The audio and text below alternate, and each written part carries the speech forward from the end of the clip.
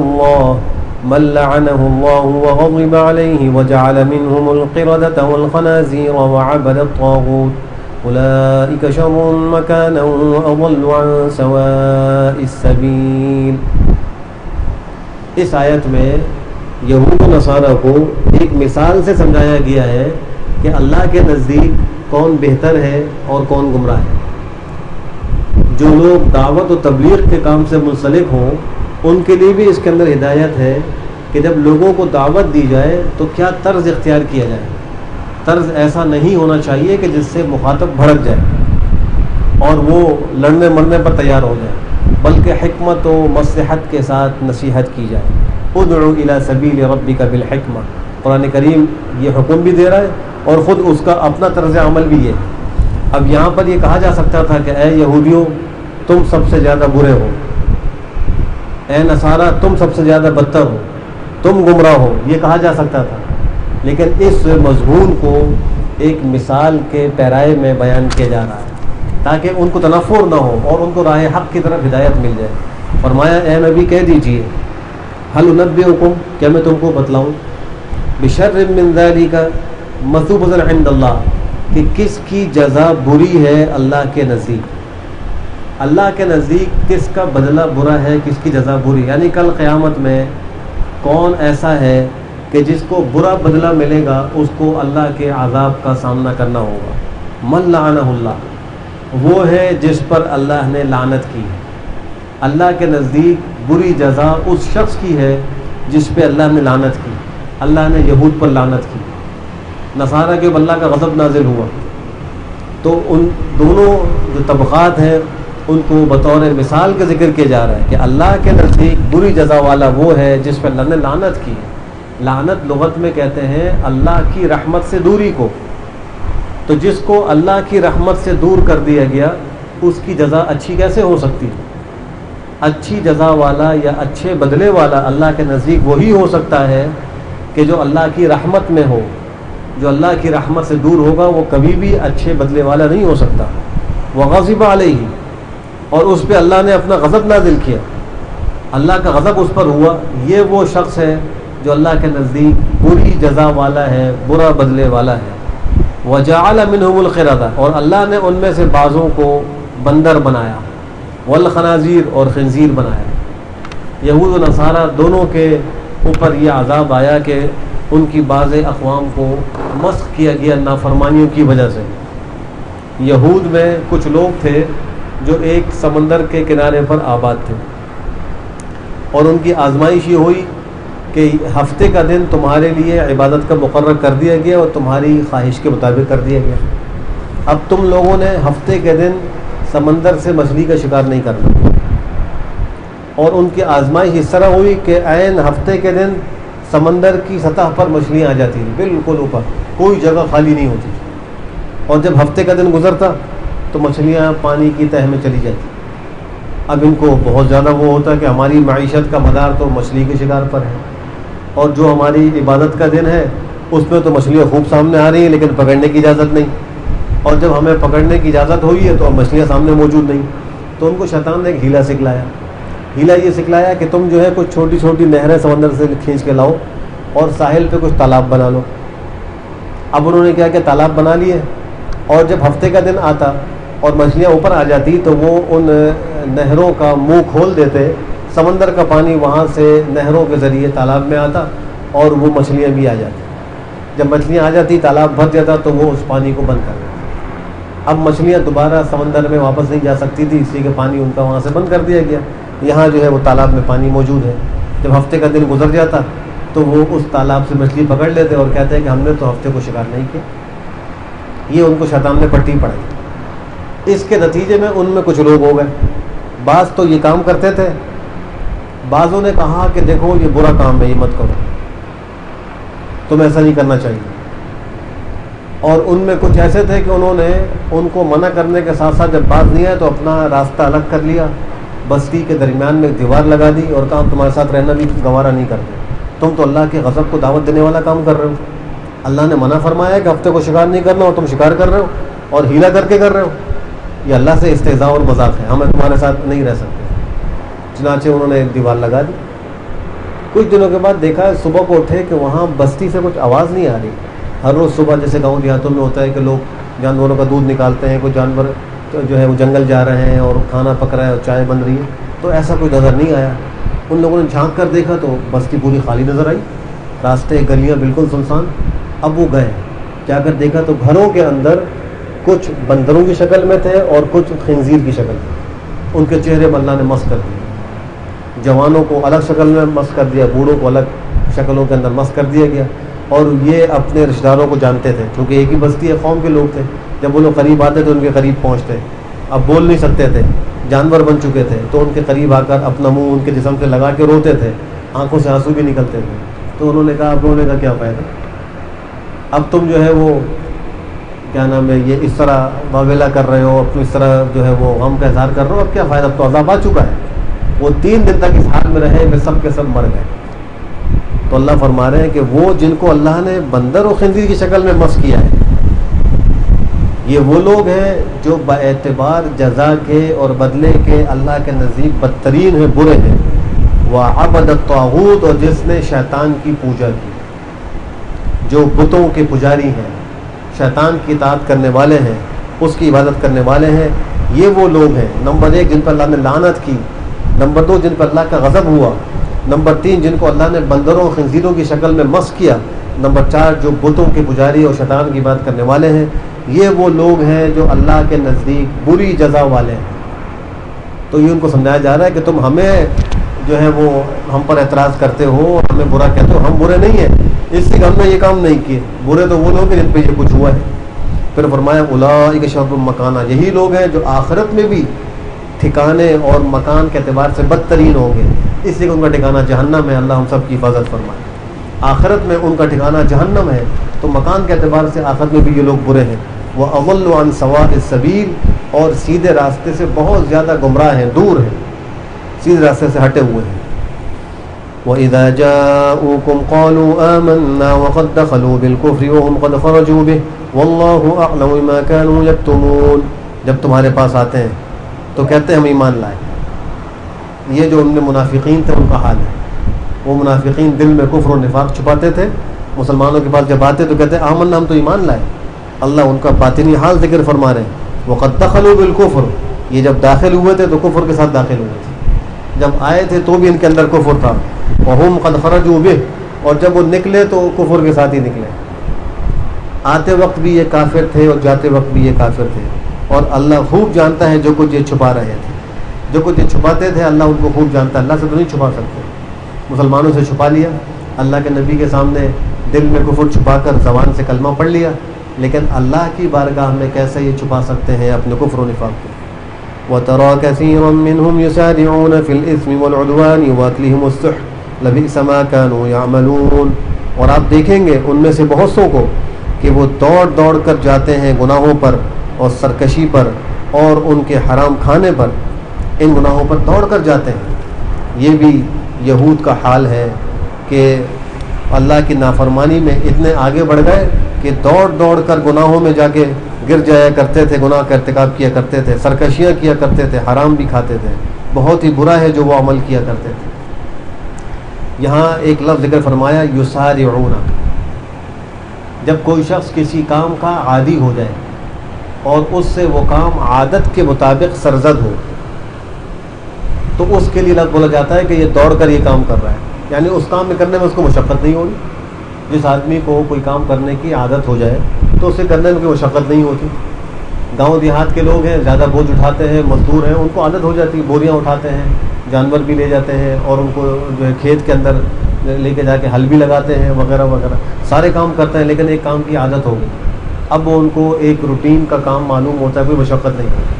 تو جن لوگوں کو گناہ کی عادت ہو جائے ان سے گناہ بھی ایسے سرزد ہوتے ہیں گویا وہ دوڑ کر یہ کام کر رہے ہیں اور بغیر کسی رکاوٹ کے بآسانی گناہوں کا ارتکاب کر بیٹھتے ہیں, زیادتیاں کر بیٹھتے ہیں, حرام خوریاں کر بیٹھتے ہیں. لولا ينهاهم الربانيون والأحبار عن قولهم الإثم وأكلهم السحت لبئس ما كانوا يصنعون. اس کے برخلاف اگر دیکھا جائے کوئی اچھے کام کی عادت بنا لے, نماز کی عادت بنائے, تقوی کی عادت بنائے, قرآن کریم کی تلاوت کی عادت بنائے, تو یہ کام اس کے لیے بآسانی ہو جائیں گے. کتنے اللہ والے ہیں کہ وہ کئی کئی سال رہتے تہجد کی نماز قضا نہیں ہوتی، ان کے لیے کوئی مشقت نہیں ہے، اس لیے کہ تہجد ان کو ایک عادت بن گئی۔ کتنے لوگ ایسے ہیں کہ سالہ سال ہو جاتے ہیں، ان کی جماعت فوت نہیں ہوتی۔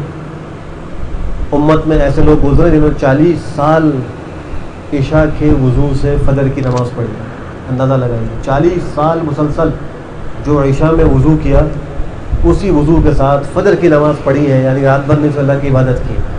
اب ان کی عادت ایسی بن گئی کہ ان کے لیے مشقت نہیں ہوتی۔ حضرت عثمان ابن عفان خلیفہ سوم کے بارے میں آتا ہے، وطر کی ایک رکعت میں پورا قرآن پڑھتے تھے۔ ہم وطر کی 3 رکعتیں پڑھتے ہیں، وہ ایک رکعت میں پورا قرآن ختم کر لیا کرتے تھے۔ جب نیک کام کی عادت ہو جائے تو وہ نیک کام بھاری نہیں ہوتا۔ جیسے کسی نے بڑی اچھی مثال دی ہے کہ گناہ کی مثال ایسی ہے جیسا کہ پہاڑ سے نیچے اترنا، اور نیکی کی مثال ایسی جیسا کہ پہاڑ پہ چڑھنا۔ جب انسان گناہ کرتا ہے تو اترتے وقت دیکھیں ایک پیر انسان رکھتا ہے، دوسرا خود بخود نیچے کی طرف آنا شروع ہو جاتا ہے، بغیر مشقت کے انسان نیچے کی طرف لڑکنے لگتا ہے۔ ایسے جب گناہ کا انسان عادی ہو تو ایک کے بعد ایک گناہ، ایک کے بعد ایک گناہ اس سے سرزد ہوتا رہتا ہے۔ اور پہاڑ کے اوپر چڑھنا یہ نیکی کی طرح ہے کہ انسان کو مشقت تو ہوتی ہے، نفس و شیطان لگے ہوئے ہیں، مجاہدہ برداشت کرنا پڑتا ہے۔ جب تک اس نفس کو مطمئنہ اور راضیہ مرضیہ نہ بنا لیا جائے، اس وقت تک یہ نفس بڑی مزاحمت کرتا ہے، رکاوٹ بنتا ہے۔ ابھی دیکھیں موسم کو ٹھنڈا ہونے لگے گا، فجر کی نماز کے لیے آنے میں نفس مزاحمت کرے گا، عشاء کی نماز میں کھانے کا وقت ہوگا یہ نفس مزاحمت کرے گا، عصر کی نماز میں کاموں کا ہجوم ہوگا نفس مزاحمت کرے گا، تلاوت کے لیے بیٹھیں گے تو دیگر کاموں کی طرف لگائے گا۔ تو اگر نفس ہمارا یہ امارہ بالسوء ہو، یعنی برائی کا حکم دینے والا ہو، تو یہ بہت رکاوٹ بنتا ہے۔ پھر نیکی کرنا ایسا ہی ہوتا ہے کہ انسان جیسے چڑھتے ہوئے ایک قدم اٹھاتا ہے، دوسرا اور مشقت سے اٹھاتا ہے، تیسرا اور مشقت سے اٹھاتا ہے۔ لیکن ان دونوں فعلوں کا انجام دیکھ لیجئے، جب کوئی شخص اوپر سے نیچے اگر تیزی کے ساتھ آ رہا ہو تو کھائی میں جا کے گرتا ہے۔ گناہ گار کا انجام یہ ہے کہ وہ جہنم کی کھائی میں جائے گا، وہ گڑھے میں گرے گا، ناکام ہو جائے گا۔ اور جو پہاڑی کے اوپر چڑھ رہا ہے تو لوگ جانتے ہیں کہ پہاڑ کی چوٹی پر جو سطح ہے ہموار ہوتی ہے، اور اگر پہاڑ بنجر بھی ہو تو سطح کے اوپر کچھ ہریالی ہوتی ہے۔ تو جو شخص مشقت کرتے کرتے آہستہ آہستہ آہستہ اس چوٹی پر چڑھ جائے گا تو اس کو وہاں جا کر ہموار زمین ملے گی، اس کو خوشگوار ایک منظر ملے گا، وہ ساری تھکن چڑھنے کی بھول جائے گا۔ نیکی کرنے والے کے بھی یہ حال ہے، جو نفس پر مشقت برداشت کر کے اللہ کی اطاعت میں لگ جائے اور وہ کام کرتا رہے، انجام کار اس کو اللہ بہترین ٹھکانہ عطا فرمائیں گے، سکون کی جگہ عطا فرمائیں گے، اور وہ دنیا کی مشقتیں بالکل بھول جائے گا۔ ایک روایت میں آتا ہے کہ اگر کسی شخص کو جب سے دنیا بنی ہے اس وقت سے لے کر قیامت تک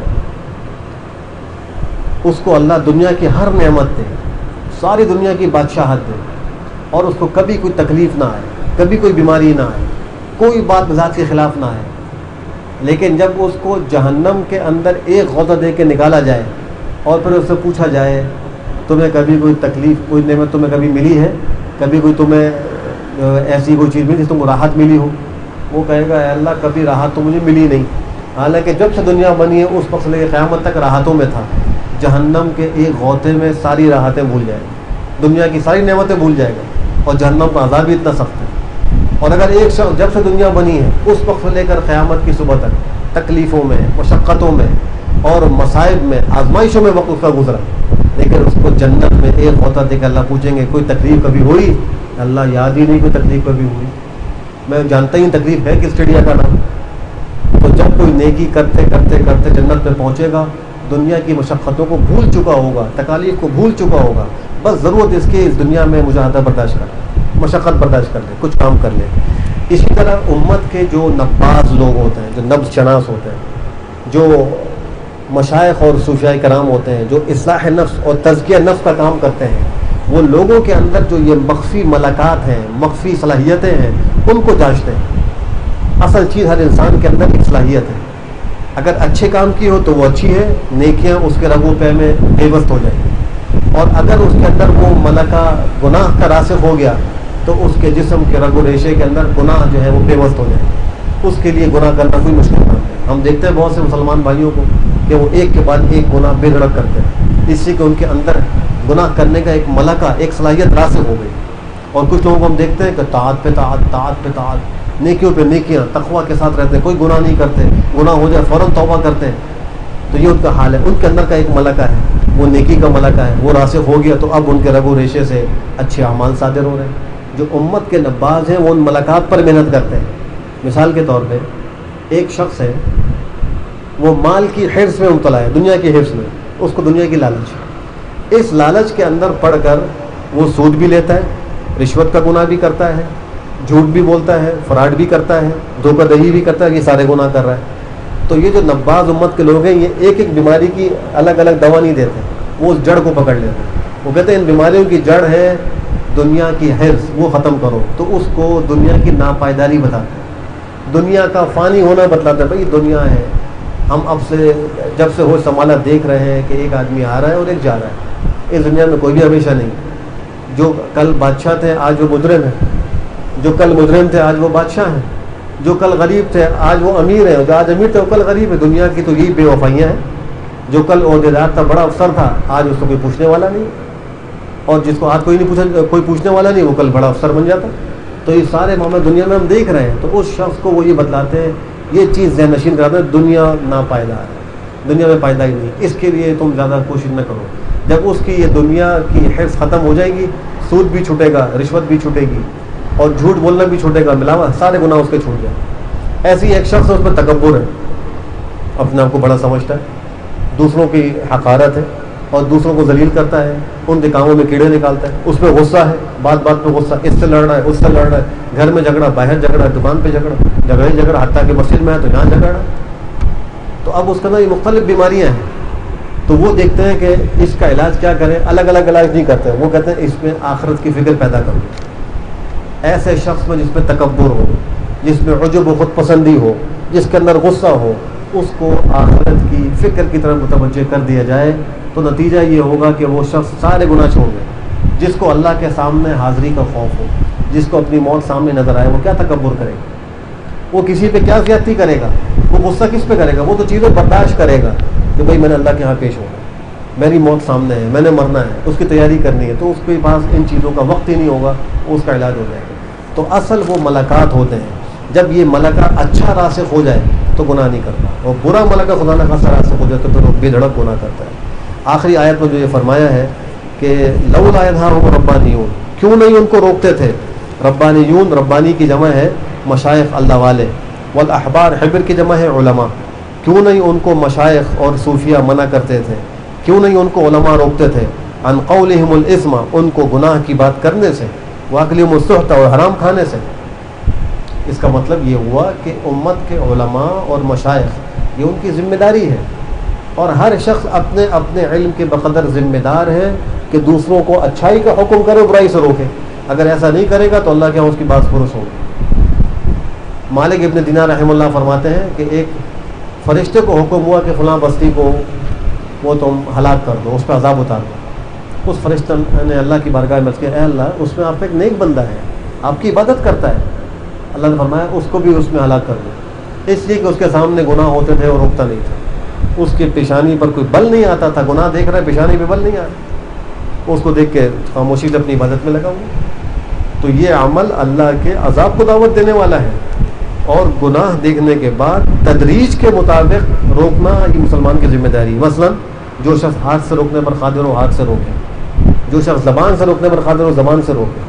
جو شخص یہ دونوں کام نہیں کر سکتا، دل میں تو برا سمجھے کہ برا ہو رہا ہے، یہ نہیں ہونا چاہیے. اللہ میں اس سے بری ہوں، یہ جو کچھ کر رہے ہیں میرے سے کوئی تعلق نہیں، یہ کام تو کرے. یہ لوگ بھی عذاب کے مستحق، ان کو بھی عذاب ملے گا. تو اگر علماء اور مشائخ یہ ائمہ دین کسی گناہ پر نکیر کریں تو اس کو برا نہیں سمجھنا چاہیے، وہ اپنی ذمہ داری ادا کر رہے ہیں. انہوں نے اللہ کی بارگاہ میں جواب دینا ہے کہ اللہ ہمارے سامنے یہ فلاں کا یہ گناہ آیا اور ہم نے اس پر تنبیہ کی ہے، ہمارا کام تھا منکر پہ نکیر ہم نے کی ہے.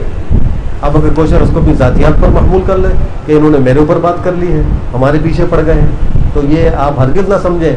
جو علماء اہل حق یہ کام کر رہے ہیں وہ اپنی شرعی ذمہ داری پوری کر رہے ہیں، کسی کو اچھا لگے یا برا لگے، یہ ان کا کام ہے، انہوں نے اللہ کو جواب دینا ہے.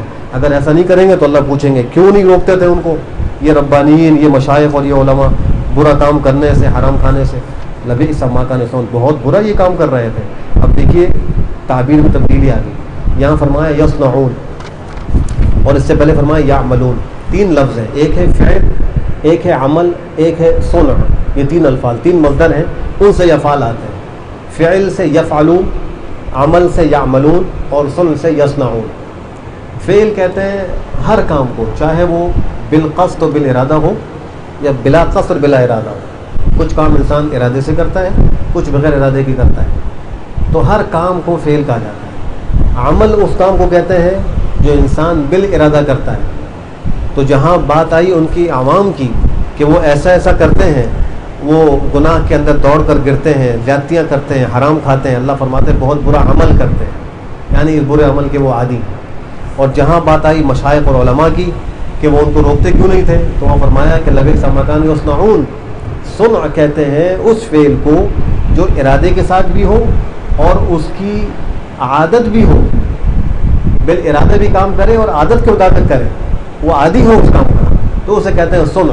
اس کا وہ فعل و عمل صنع کہلائے گا. تو جو یہود کے اور نصارہ کے مشائخ اور احبار تھے، وہ اس بات کے عادی ہو چکے تھے کہ لوگوں سے نذرانے وصول کر کے، ہدایہ وصول کر کے حق کو چھپاتے تھے، لوگوں کو کچھ نہیں کہتے تھے، منکر پہ نکیر نہیں کرتے تھے. کہتے تھے اگر ہم یہ بات کہہ دیں گے ان کو برا لگ جائے گا تو ہمارے ہدایہ بند ہو جائیں گے. تو وہ اس کے عادی ہو گئے تھے. اس سے اللہ فرمانا ہے بہت برا یہ عمل کرتے تھے. ان کے لیے شدید وعید ذکر فرمائی ہے. اللہ سبحانہ وتعالی ہم سب کو قرآن کریم سمجھنے، پڑھنے، اس پر عمل کرنے کی توفیق نصیب فرمائے. الحمدللہ رب العالمین والعاقبۃ للمتقین والصلاة والسلام علی خیر خلقہ محمد وعلی آلہ وصحبہ اجمعین. اللهم أرنا الحق حقا وارزقنا اتباعه وأرنا الباطل باطلا وارزقنا اجتنابه. ربنا آتنا في الدنيا حسنة وفي الآخرة حسنة وقنا عذاب النار. اللهم إنا نسألك من خير ما سألك منه عبدك ونبيك محمد صلى الله عليه وسلم، ونعوذ بك من شر ما استعاذ منه عبدك ونبيك محمد صلى الله عليه وسلم، وأنت المستعان وعليك البلاغ ولا حول ولا قوة إلا بالله. وصلى الله وسلم على خير خلقه محمد وعلى آله وصحبه أجمعين برحمتك يا أرحم الراحمين.